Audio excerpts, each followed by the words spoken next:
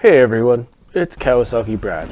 I really hate half-assed instructions when I buy stuff, so I figured I'd make an actual in-depth instructional video to install the stuff that I'm selling you. So, take a look at it, enjoy, let me know what you think.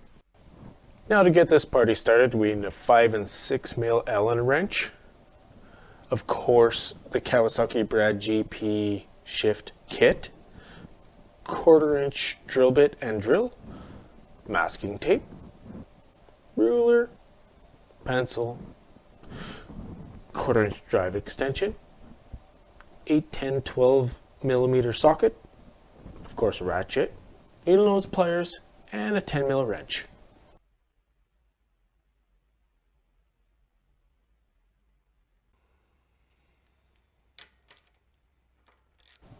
Now grab your 12 mil ratchet and let's take the rear set, or some people call them foot peg, off. They're pretty tight, they should be pretty tight, so keep that in mind when you're putting it back on.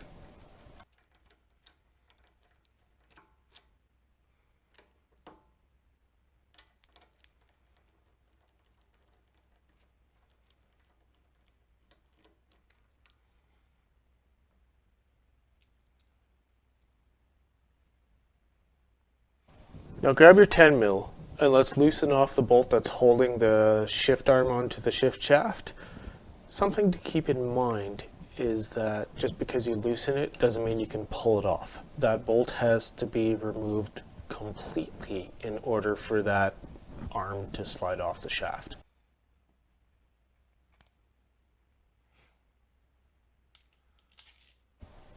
Next, we pull out the 8 mil and get off the sprocket cover or chain guard bolts. These are mostly there so you don't get your shoelaces sucked in when you're riding the bike. Now there's a little piece of metal back in there that's pretty much the only thing keeping you from wrecking an engine if you ever break a chain. So it's important to not drop it and forget about it, because if you do, it'll get shot out somewhere, and I'm pretty sure that's going to wreck your whole day when it does. So the bolts are fairly long and they take forever to unthread or thread back in. And of course they're two different sizes. So just remember, long one goes on top. And if you watch and listen for the clink, that's that piece of metal I was talking about earlier that we really shouldn't forget about.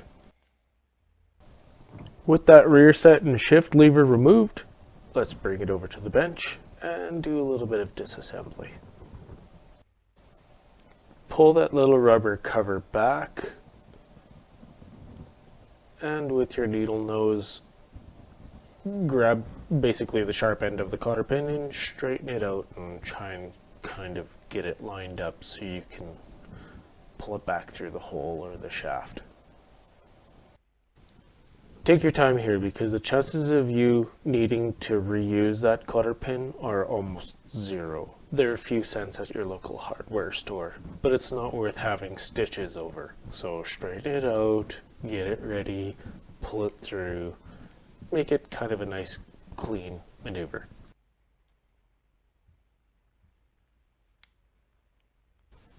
The next one is pretty much the exact same thing. Doesn't really matter which one you start with or finish with. They both have to come out of there and you're probably not ever going to use them again.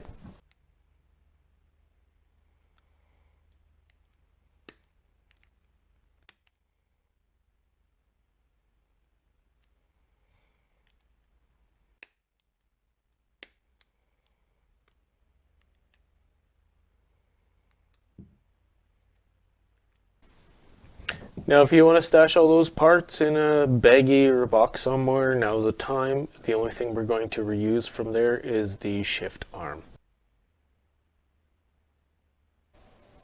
Now we're going to take the shift lever off. These can be pretty tight. Again, it's important to note because when it goes back together, it should be pretty tight.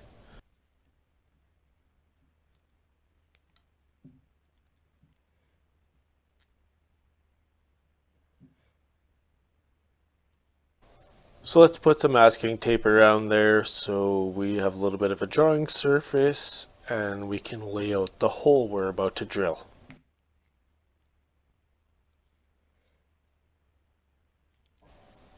"7/16" from the knuckle or the sleeve or whatever you want to call it.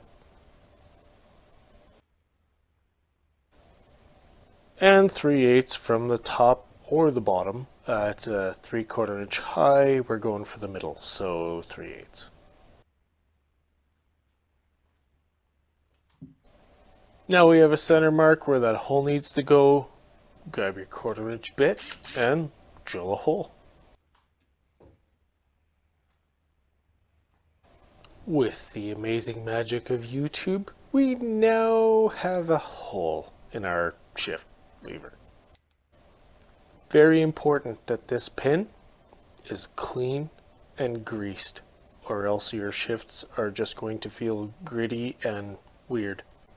Let's reassemble this.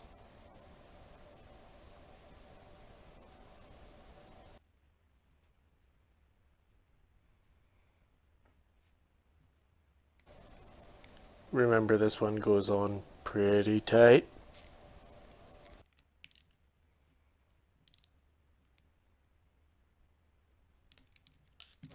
As I flip it over, it's important that yours looks like this. If it doesn't, or something's upside down or backwards or sideways, now's the time to figure it out. Grab one of the cap screws, push it through the shift lever. Put one of the Teflon washers on, the linkage, another Teflon washer, and a lock nut. The assembly order is absolutely critical, and those Teflon washers keep everything moving smoothly and doesn't feel gritty, and it actually operates way better than the factory setup does.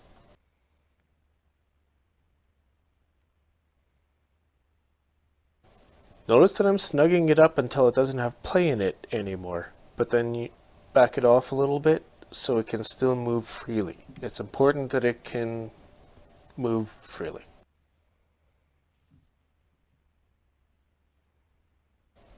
The next one, we're starting with a washer on the cap screw. Putting it through the linkage, another washer, and then onto the shift arm. Then a lock nut, of course. It's a little bit different order than the first one. Same as before, we're going to snug it up, but not make it so tight that the thing can't move. Those Teflon washers are super important to the butter smooth shifts that this thing produces. Now we're done this part, let's take it back to the bike and put it on. Sliding the shift arm onto that spline shaft is a little bit tricky. Keep in mind that where you position this now dictates your shift pedal position later, as far as how high up or down it is. Now this is an adjustable aspect, which can be changed later, of course, based on personal preference. This is a starting point which actually sets the pedal quite low. Put that 10mm bolt back in. These like to vibrate loose, and I like to put Loctite on them because of it. In this situation, it's captive, so it can loosen, but it can never fall completely out as long as your chain guard is on. But up to you. I Loctite mine, strongly recommended.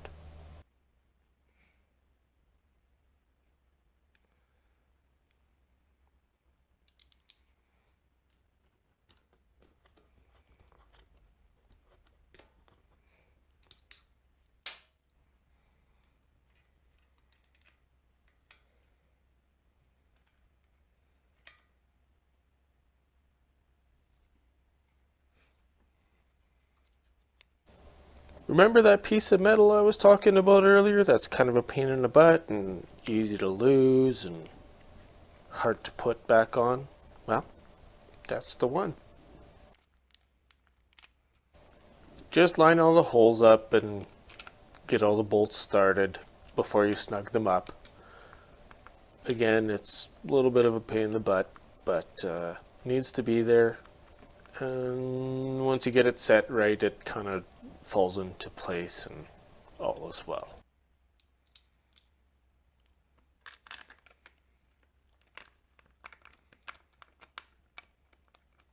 Those bolts being a little long, I like to cheat and spin them in.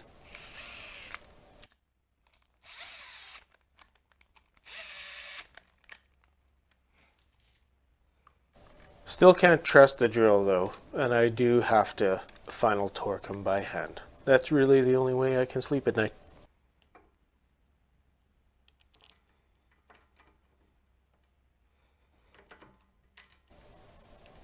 So we're getting to see where our lever position is in relation to the foot peg now. If you don't like where that position is, now is the time to stop and adjust it. So remember, we can remove that shift arm off the spline shaft and adjust it up or down from there. The bolts holding your rear sets on absolutely need Loctite. Kind of not really a negotiation anymore. That's mandatory. It comes with it from the factory. You're foolish if you don't use it now. Move that pedal up and down. No binding, no grinding. You can hear the shift drum engaging. Shift forks move back and forth freely. All good stuff. Thanks for watching, everyone. I certainly appreciate your time. Now go out and ride it like you're sponsored.